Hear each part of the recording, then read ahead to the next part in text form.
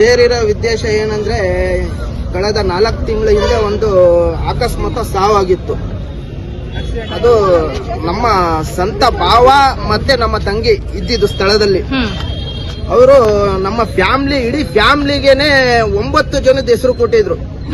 9 ಜನದ ಹೆಸರು ಕೊಟ್ಟು 9 ಜನಕ್ಕೂ ಅರೆಸ್ಟ್ ಮಾಡಿಸಿದ್ರು. ಅರೆಸ್ಟ್ ಮಾಡಿಸಿ ನಾವು ಆ ಸ್ಥಳದಲ್ಲಿ ಇಲ್ಲ. ನಮ್ಮ ಫೋನ್ ಲೊಕೇಶನ್ ಮತ್ತೆ ನಾವ್ ಎಲ್ಲಿದ್ವು ಎಲ್ಲ ನಮ್ಮ ಪೊಲೀಸ್ ಇಲಾಖೆಯವರಿಗೆ ಗೊತ್ತಿದೆ. ಆದ್ರೂ ನಮಗೆ ಅವ್ರು ಕಂಪ್ಲೇಂಟ್ ಕೊಟ್ಟಿದ್ರು, ಸಾವಿನ ಮನೆಯವರು. ಅವ್ರಿಗೆ ಅಸಮಾಧಾನಕ್ಕೋಸ್ಕರ ನಮಗೆ ಅರೆಸ್ಟ್ ಮಾಡಿದ್ರು. ನಾವು ಕಾನೂನಿಗೆ ಬದ್ಧವಾಗಿ ನಮ್ಮ ವಾರ್ಡ್ ನಂಬರ್ 19ರಲ್ಲಿ ಅವತ್ತು ಗಣಪತಿ ಉತ್ಸವ ಇತ್ತು. ಆದ್ರಿಂದ ನಾನು ಸಾರ್ವಜನಿಕರಿಗೆ ತೊಂದರೆ ಆಗಬಾರ್ದು ಅಂತ ನಾನು ನ್ಯಾಯಾಲಯಕ್ಕೆ ಗೌರವ ಕೊಟ್ಟು ನಮ್ಮ ತಂದೆ ನಮ್ಮ ತಮ್ಮಂಗೆ ಎಲ್ಲರಿಗೂ ಕರ್ಕೊಂಡು ನಾನು ಸರೆಂಡರ್ ಆದೆ.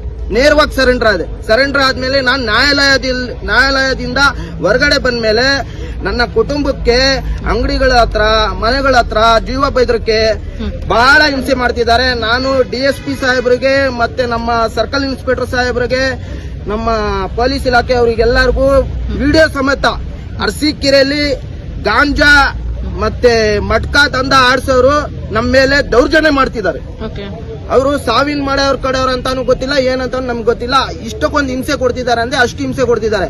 ಒಬ್ಬ ಬರ್ತಾನೆ 1 ಕೋಟಿ 4 ಮನೆ ಕೇಳ್ತಿದ್ದಾನೆ ಸೆಟ್ಲ್ಮೆಂಟ್ಗೆ. ಮನೆ ನನ್ನ ಹತ್ರ ದಾಖಲೆ ಇದೆ, CCTV ದಾಖಲೆ ಇದೆ. ಇನ್ನೊಬ್ಬ ಬರ್ತಾನೆ 50 ಲಕ್ಷ ಕೇಳ್ತಾನೆ. ನಾವು ನ್ಯಾಯಾಲಯದಲ್ಲಿ ಹೊರಗಡೆ ಬಂದು ನಮಗೆ ಈ ತರ ಮಾಡಿದ್ರು ನಾವು ಕೊನೆಗೆ ಇವತ್ತು ನಾವು ನನ್ನೆ 4 ಗಂಟೆಗೆ ಮತ್ತೊಬ್ಬ ಬಂದು ನಮ್ಮ ತಮ್ಮಂಗೆ ಮತ್ತೆ ನಮ್ಮ ತಮ್ಮನ ಮಿಸ್ಸಸ್ಗೆ ವೇಲೆಲ್ಲ ಹೇಳ್ದಿ ದೌರ್ಜನ್ಯ ಮಾಡಿದ್ದ. ಆದ್ರಿಂದ ನಾವು ಪೊಲೀಸ್ ಇಲಾಖೆಯವರಿಗೆ ಮತ್ತೆ ಮನವಿ ಕೊಟ್ಟಿದ್ರು, ಕಂಪ್ಲೇಂಟ್ ನನ್ನೆ ಕೊಟ್ಟಿರ್ಲಿಲ್ಲ. ಇವತ್ತು ನಮಗೆ ಎಂಡಸ್ಮೆಂಟ್ ಕೊಟ್ಟಿದ್ದಾರೆ.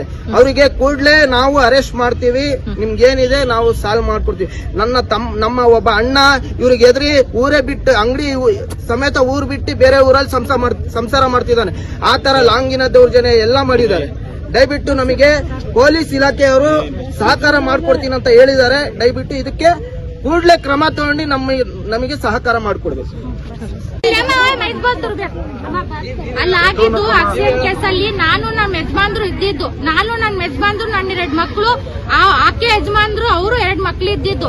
ಮಿಕ್ಕಿದ್ 7 ಜನಕ್ಕೆ ಬೇಕಂತಾನೆ ಅವ್ರು ಕೇಸ್ ಹಾಕಿರೋದು. ಅಲ್ಲಿ ಇದ್ದಿದ್ ನಾವು ನಮಗೆ ಇಮಿಡಿಯೇಟ್ಲಿ ಅದು ಕ್ಯಾಮ್ರಾನ ತೆಗಿಸ್ಬೇಕು. ಅವರು ಕ್ಯಾಮ್ರಾದಲ್ಲಿ ನೋಡಿದ್ರೆ ಯಾರು ಏನ್ ಮಾಡಿದಾರೆ, ಯಾರು ನುಗ್ಗು ಕಟ್ಟಿದಾರೆ ಎಲ್ಲ ಅದ ಕ್ಯಾಮ್ರಾದಾಗ ಗೊತ್ತಾಗುತ್ತೆ.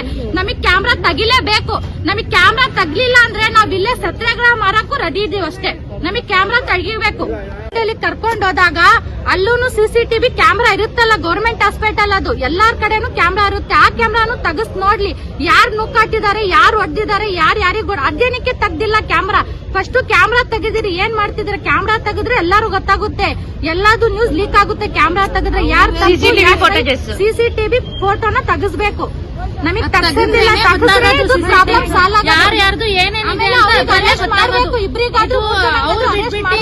ರೋಡ್ ಅಲ್ಲಿ ನಿಂತ್ಕೊಂಡ್ರೆ ಬಂದ್ ಚಾಕು ತೋರ್ಸೋದು, ನಿನಗ್ ಹೊಡಿತೀನಿ ಅನ್ನೋದು ಅದೆಲ್ಲ ಹೇಳ್ತಿದ್ದಾರೆ.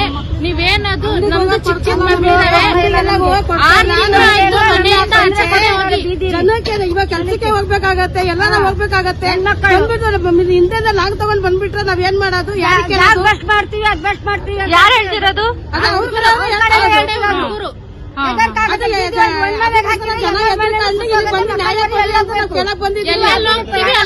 ಬರ್ತಾರೆ ಫಾಲೋ ಮಾಡ್ಕೊಂಡು ಚಾಕು ಇಟ್ಕೊಂಡು ನಿನಗ್ ಚಾಕು ಹಾಕ್ತೀನಿ.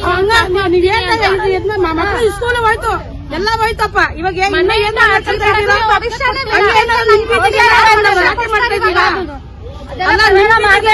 ಗಲಾಟೆ ಮಾಡ್ತಾ ಇದ್ರೆ ನೀವು ಹೇಳ್ಬೇಕು. ನಮ್ ಬೀದಿಗೆ ಬಂದು ನೀವು ಗಲಾಟೆ ಮಾಡ್ತಾ ಏನ್ ಮಾಡ್ಬೇಕು ಅದ್ ನಾವ್ ಮಾಡ್ತೀವಿ.